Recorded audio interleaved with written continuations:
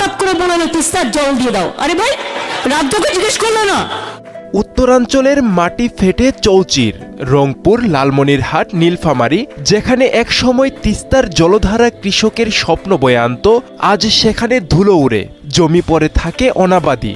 একটি নদী, একটি চুক্তি আর একটি দীর্ঘ অপেক্ষা। এই গল্প তিস্তার, এই গল্প অসম বন্টনের, এই গল্প রাজনৈতিক অচলাবস্থার। দুই দেশের মধ্যে বন্ধুত্বের বহু উদাহরণ থাকলেও একটি ইস্যু বারবার সম্পর্ককে প্রশ্নের মুখে দাঁড় করিয়েছে। সেটি হলো তিস্তা পানি বন্টন। এবং সেই অচলাবস্থার কেন্দ্রে উঠে এসেছে এক নাম, মমতা বন্দ্যোপাধ্যায়। তিনি শুধু একজন মুখ্যমন্ত্রী নন, তিস্তা ইস্যুতে তিনি হয়ে উঠেছিলেন ভেটো প্লেয়ার।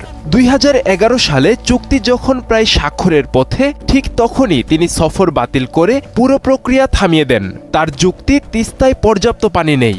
10 বছর 15 বছর সময় চলে গেলেও আর চুক্তি হয়নি। বারবার মমতা পশ্চিমবঙ্গের মানুষের দোহাই দিয়ে তিস্তা চুক্তির বিপক্ষে অবস্থান নিয়েছেন। কিন্তু 2026 সালে এসে বদলে গেছে রাজনৈতিক মানচিত্র। পশ্চিমবঙ্গে ক্ষমতা হারিয়েছে তৃণমূল কংগ্রেস, উঠে এসেছে ভারতীয় জনতা পার্টি বিজেপি। এখন প্রশ্ন, বাংলাদেশ কি এবার তিস্তার ন্যায্য পানি পাবে? মমতা নেই, বাধা নেই, এটা কি এতটাই সহজ, নাকি তিস্তার গল্প আরও জটিল?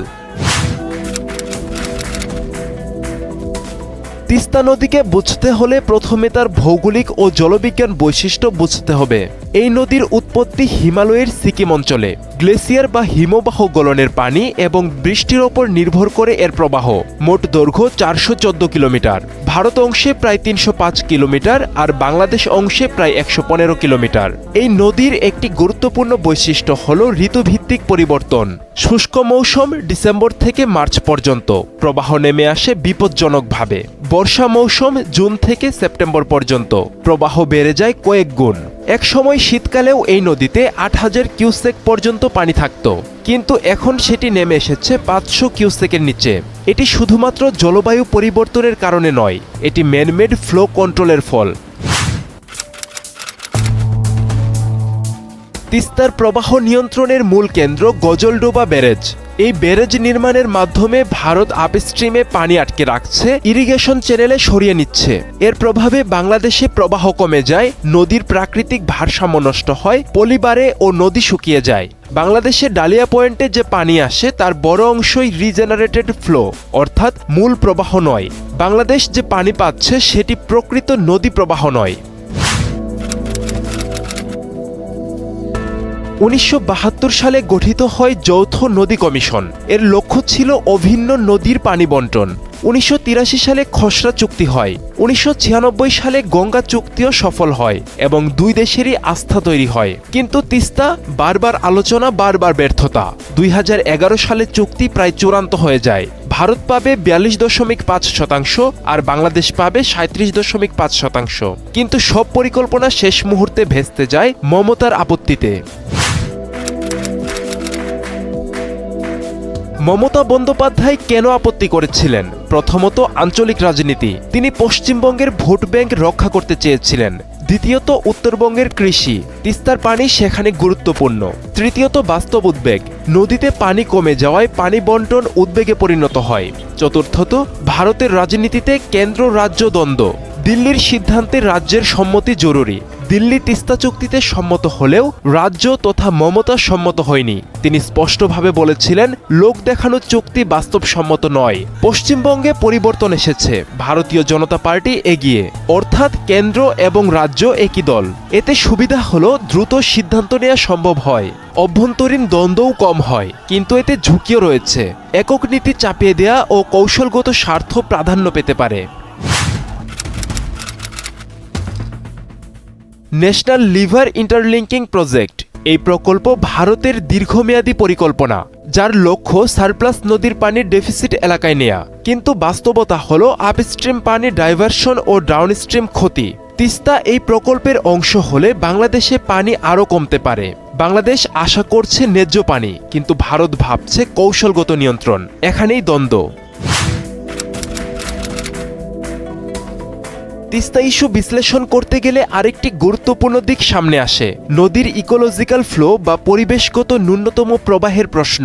আন্তর্জাতিকভাবে স্বীকৃত যে কোনো নদীকে জীবিত রাখতে হলে তার একটি নির্দিষ্ট পরিমাণ পানি সবসময় মূল চ্যানেলে প্রবাহিত থাকতে হবে।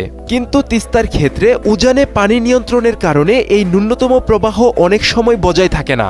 এর ফলে শুধু কৃষি ক্ষতিগ্রস্ত হয় না, নদীর জীববৈচিত্র্যও মারাত্মকভাবে বিপন্ন হয়। মাছের প্রজনন ব্যাহত হয়, নদীর তলদেশে পলি জমে নাব্যতা কমে যায় এবং দীর্ঘমেয়াদে নদী মৃতপ্রায় অবস্থায় পৌঁছানোর ঝুঁকি তৈরি হয়। বিশেষজ্ঞরা বলছেন তিস্তা নিয়ে যে কোনো চুক্তিতে শুধু পানি ভাগাভাগি নয়, বরং এই ইকোলজিক্যাল ফ্লো নিশ্চিত করাও সমান গুরুত্বপূর্ণ হওয়া উচিত। বাংলাদেশের অভ্যন্তরীণ ব্যবস্থাপনাও এই সংকটের একটি গুরুত্বপূর্ণ উপাদান। অনেক সময় দেখা যায় নদীর পানি কমে গেলে তার জন্য পুরোপুরি উজানের দেশকে দায়ী করা হয়, কিন্তু বাস্তবে দেশের ভেতরেও পানি ব্যবস্থাপনায় ঘাটতি রয়েছে। তিস্তা ব্যারেজ প্রকল্পের সেচ খালগুলো পুরোপুরি কার্যকরভাবে পরিচালিত হচ্ছে কিনা, পানির সুষম বন্টন নিশ্চিত করা যাচ্ছে কিনা, এসব প্রশ্নও গুরুত্বপূর্ণ। একই সঙ্গে নদীর তীর দখল, অবৈধ বালু উত্তোলন এবং ড্রেজিংয়ের অভাব তিস্তার নাব্যতা আরও কমিয়ে দিচ্ছে। ফলে শুধুমাত্র আন্তর্জাতিক চুক্তি করলেই সমস্যার সমাধান হবে না, অভ্যন্তরীণ সংস্কারও সমান জরুরি। এখানে আরেকটি বড় বিষয় হলো তথ্যের স্বচ্ছতা ও ডেটা শেয়ারিং। তিস্তা নদীর প্রকৃত প্রবাহ কত, কোন মৌসুমে কত পানি থাকে, এসব নিয়ে দুই দেশের মধ্যে প্রায় ভিন্ন মত দেখা যায়। অনেক ক্ষেত্রে নির্ভরযোগ্য যৌথভাবে যাচাইকৃত ডেটার অভাব থাকে, যা চুক্তি প্রক্রিয়াকে জটিল করে তোলে। যদি একটি যৌথ হাইড্রোলজিক্যাল মনিটরিং সিস্টেম গড়ে তোলা যায়, যেখানে দুই দেশই সমানভাবে তথ্য সংগ্রহ ও যাচাই করবে, তাহলে এই অবিশ্বাস অনেকটাই কমে আসতে পারে। কারণ পানি বন্টনের মতো সংবেদনশীল বিষয়ে বিশ্বাসই সবচেয়ে বড় ভিত্তি। তিস্তা ইস্যুতে আন্তর্জাতিক আইন ও নীতির বিষয়টিও গুরুত্বের সঙ্গে বিবেচনা করা প্রয়োজন। জাতিসংঘের আন্তর্জাতিক জলধারা সম্পর্কিত কনভেনশন অনুযায়ী অভিন্ন নদীর পানি ব্যবহারে ন্যায্য ও যুক্তিসঙ্গত ব্যবহার নিশ্চিত করতে হবে।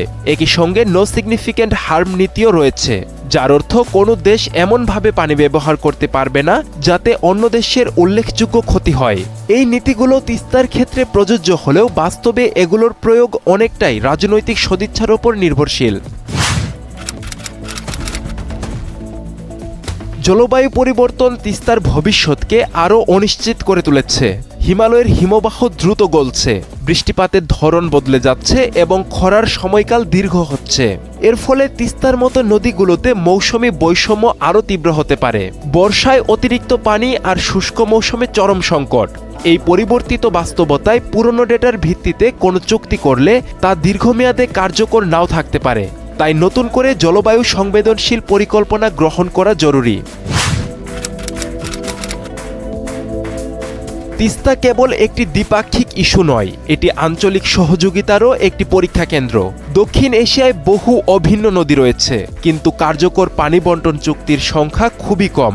যদি তিস্তা ইস্যুতে একটি টেকসই, ন্যায়সঙ্গত ও বৈজ্ঞানিক সমাধান পাওয়া যায়, তাহলে সেটি পুরো অঞ্চলের জন্য একটি মডেল হতে পারে। আর যদি ব্যর্থতা অব্যাহত থাকে, তাহলে এটি ভবিষ্যতের অন্যান্য নদী বিরোধকেও আরও জটিল করে তুলতে পারে। তাই তিস্তার সমাধান শুধু পানি পাওয়ার প্রশ্ন নয়, বরং এটি আস্থা, সহযোগিতা এবং টেকসই উন্নয়নের একটি বড় পরীক্ষা। তিস্তা কেবল একটি নদী নয়, এটি বাংলাদেশের উত্তরাঞ্চলের জীবনরেখা। মমতা বন্দ্যোপাধ্যায় ছিলেন একটি বড় বাধা, আজ সেই বাধা সরে গেছে।